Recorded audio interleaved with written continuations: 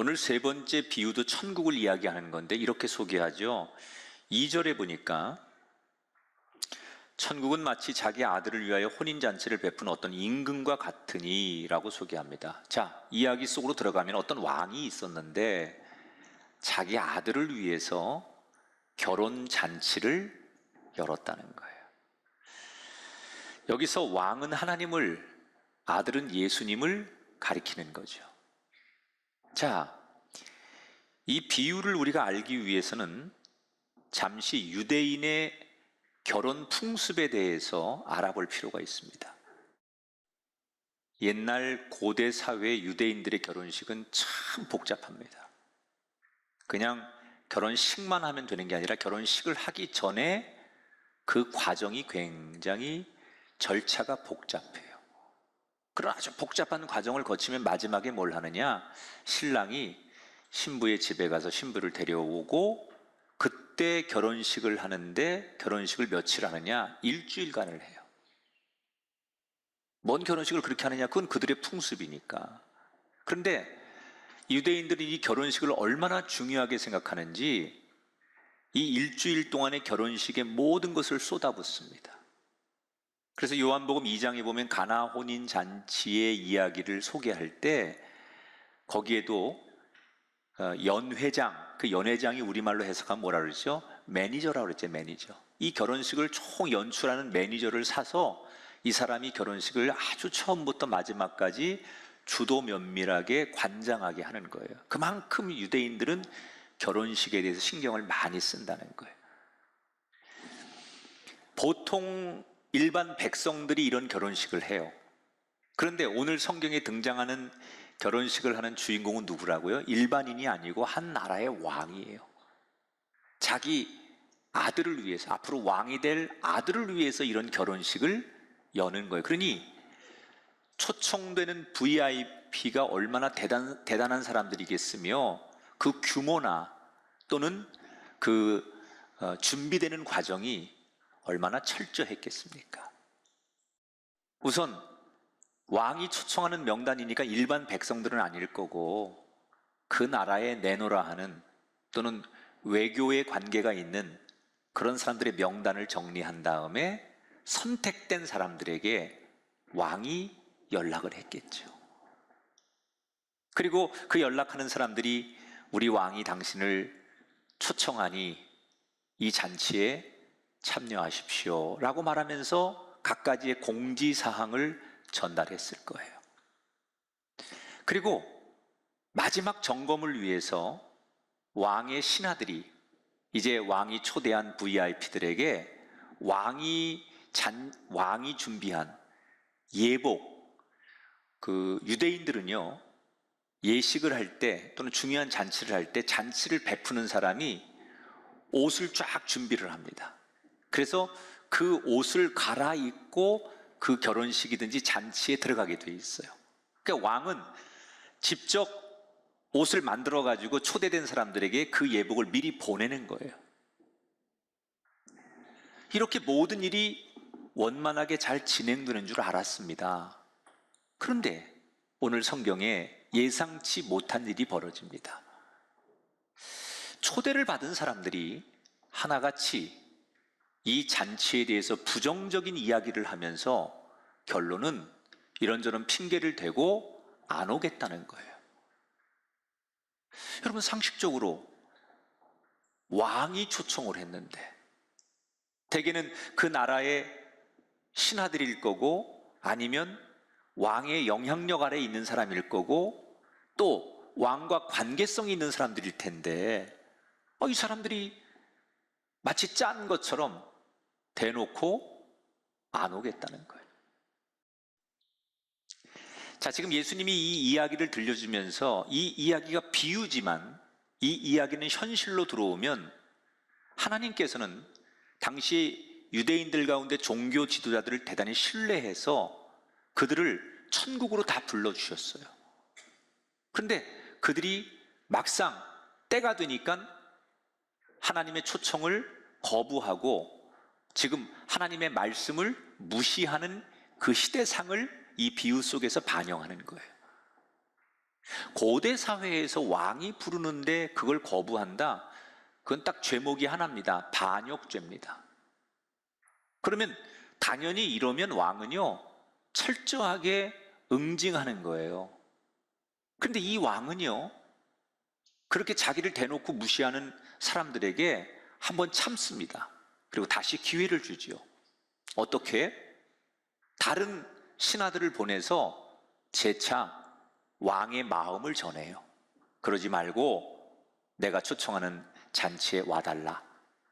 그런데 두 번째 초청을 했을 때 이 사람들은 첫 번째보다 더 대놓고 왕을 무시해요. 첫 번째는 뭐 그냥 못 간다라고 정도 얘기를 했다가 두 번째는 그런 왕을 인정할 수 없다든지 나는 이런 결혼식을 동의해 줄 수 없다든지 그러면서 왕이 보낸 사신을 때리는 사람도 있고 죽이는 사람도 있고 말 그대로 이제는 대놓고 반란을 일으키는 거예요. 자, 이쯤 되면 막 가자는 거 아닙니까? 왕이 어떻게 해야 되죠? 그래? 내가 이제 늙고 힘없다고? 내 아들이 좀 부족하다고 대놓고 반란을 일으켜? 왕이 더 이상은 못 참는 거예요. 그래서 왕이 군대를 동원해서 자기를 무시한 사람들을 싹 다 죽여버려요. 이것은 심판을 의미하는 거예요. 하나님이 한없이 참고 한없이 기다리다가 대놓고 반란을 일삼고 왕을 무시할 때가 돼서 더 이상은 안 되겠다고 생각하면 하나님께서 직접 이 땅을 우리를 심판하는 것을 의미하는 거예요. 자, 이렇게 해서 반란이 진압됐어요. 그런데 문제가 생겼습니다. 잔치에 올 손님이 없는 거예요. 근데 이때 왕이 충격적 명령을 내립니다. 잔치에 초대될 사람들은 다 죽었어요. 그런데 왕이 뭐라고 말하느냐? 잔치는 예정대로 열린다. 다만 잔치에 초청된 사람이 올 사람이 없으니 지금부터 너희들은 길거리로 나가서 아무나 데려와라. 이 말이 중요해요. 그러니까 왕의 종들이 큰 길로 나가서 보이는 대로 왕의 잔치에 사람들을 끌고 오는 거예요. 그 가운데는 동냥을 하는 구걸하는 사람도 있고 그냥 지나가는 행인도 있고 또 강도짓 도둑질한 범죄자도 있고 고관 관리도 있고 왕의 종들은 왕의 말대로 무작정 거리에 나가서 보이는 대로 잡히는 대로 사람들을 왕의 잔치에 데려와서 왕이 준비한 예복을 입혀서 잔치에 입장을 시키는 거예요. 자, 여러분, 요 대목이 하나님의 선교의 문이 열리는 것을 의미하는 거예요. 원래 하나님은 이스라엘 민족을 선택하셨지요. 그리고 그들에게 하나님의 나라에 초청도 하셨고 그들에게 기회를 주셨지요. 근데 그들이 대놓고 하나님의 초대를 거부하고 하나님을 무시하자 하나님께서 어떻게 해요? 처음에 초청한 대상에서 이제는 누구에게든, 그래서 여기서부터 이방인들에게 복음이 열리고 하나님의 구원의 문이 열리고 더 나아가서 모든 열방까지, 그러니까 처음에는 하나님이 이스라엘 민족을 선택한 건 사실이지만 이것이 점점 시간이 가면서 이방인들과 모든 열방에게까지 복음의 문이, 하나님의 나라의 문이 열리는 것을 의미하는 거예요. 그렇게 우여곡절 끝에 많은 손님들이 잔치에 참여를 하고 흥겨운 잔치가 시작이 됩니다. 왕이 초대된 손님들을 보기 위해 연회장에 나갔죠. 그런데 많은 손님들 가운데 왕의 눈에 거슬리는 한 사람이 있는 거예요. 그게 뭐냐? 어떤 사람이 왕이 준비한 예복을 다 입고 들어왔는데 한 사람만큼은 왕이 준 예복을 입지 않고 자기 옷을 그냥 입고 잔치에 참여한 사람이 눈에 띄는 거예요. 왜 왕은 자기 잔치에 초대한 사람들에게 예복을 주느냐? 이게 뭐 유대인들의 전통이기도 하지만 이것은 최소한 왕에 대한 예의이기도 해요. 우리가 하나님 나라에 들어가려면 다른 조건은 없어요. 우리의 공로나 재능이나 능력 이런 거 보지 않고 딱 한 가지 옷을 입어야 돼요. 예수 그리스도라는 옷을 입어야 돼요.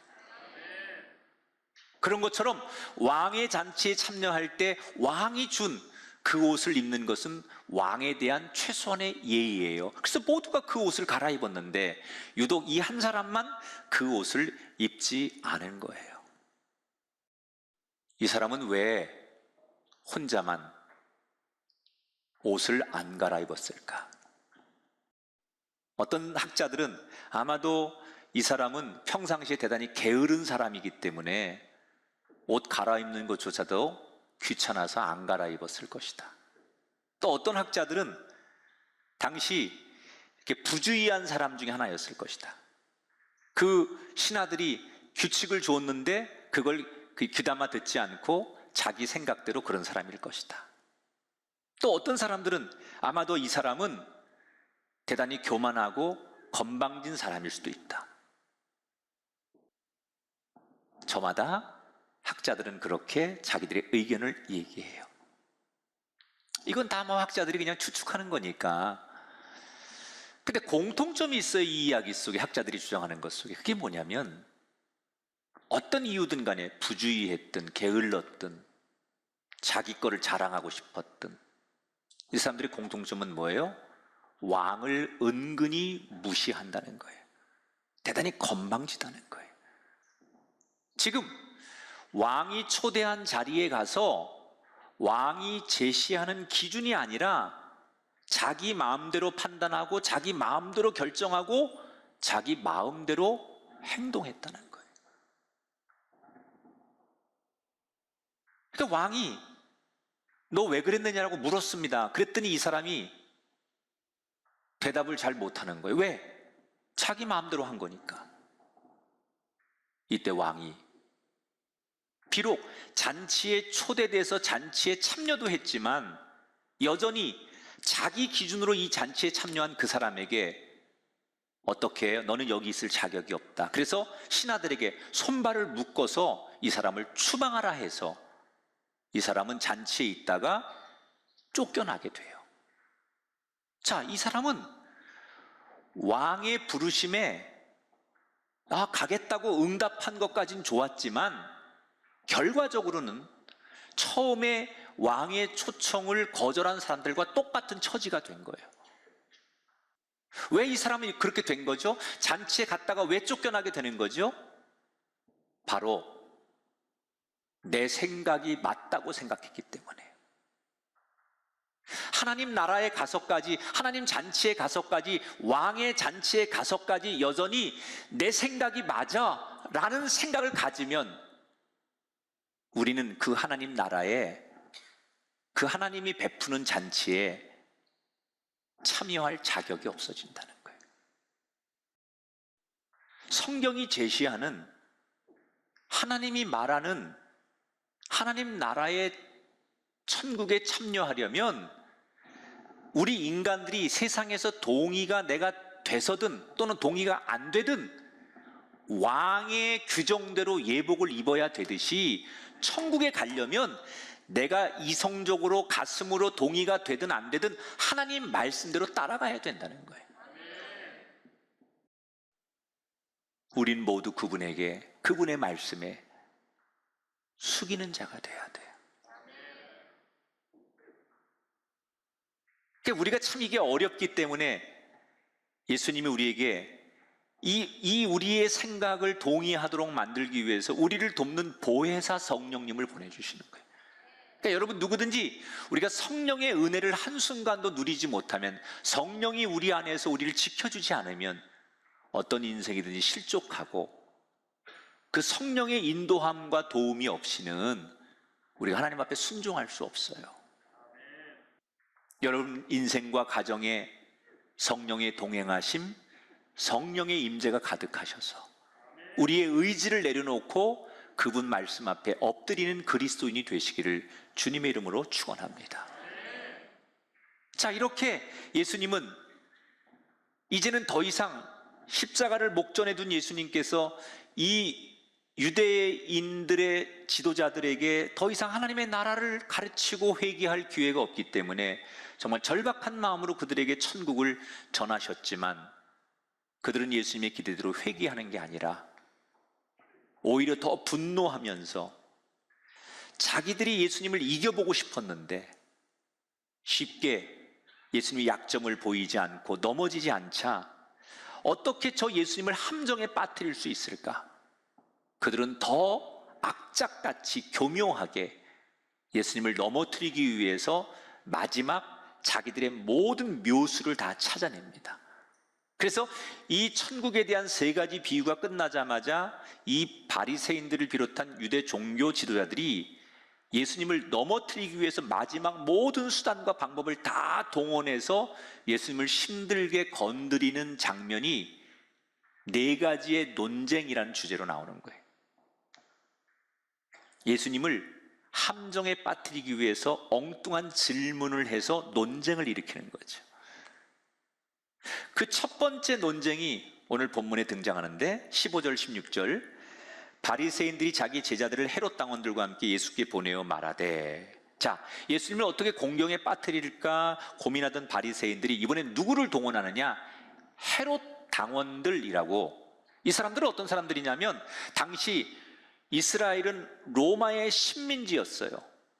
그래서 늘 우리가 로마로부터 독립하는 꿈을 꾸는 이 이스라엘 백성들에게 반대로 출세하기 위해서 친로마 성향의 정치 성향을 가지고 로마를 지지하면서, 여기 보니까 이 헤롯 당원들 그랬죠.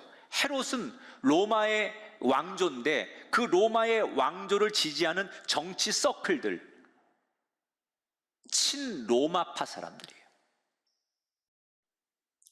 예수님을 넘어뜨리려고 하는 사람들이 드디어 정치 서클하고 손을 잡고 이 헤롯 당원들을 앞세워서 예수님을 공경에 빠뜨리기 위한 질문을 던지는 거예요.